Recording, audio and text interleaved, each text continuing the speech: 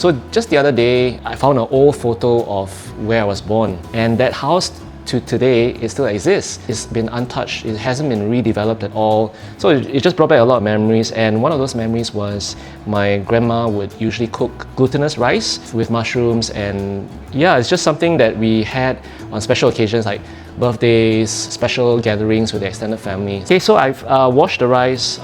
You need to pre-soak this rice after you washed it for a good 3 to 4 hours. They say best overnight, but obviously if you don't have the time, 3-4 hours is good enough. I've marinated the chicken beforehand, about half an hour before that.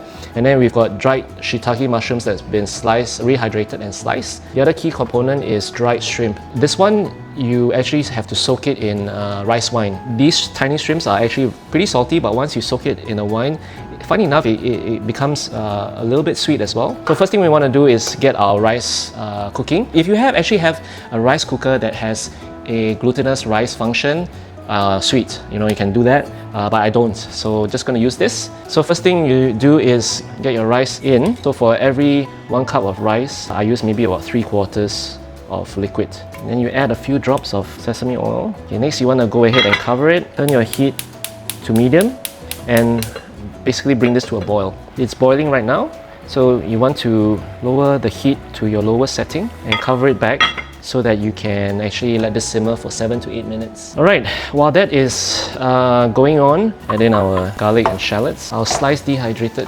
shiitake and then our dried shrimp. Add a bit more oil and add in your choice of protein. So here I've got some chicken thigh that's sliced. Okay, so just let that brown before we start mixing. Right, so you can see that some of the bottom has nicely taken on some color, so you can just go and mix everything. So 7-8 minutes up, you switch off your heat and you let this rest for 15 minutes. Okay, next we're gonna add in our sauce.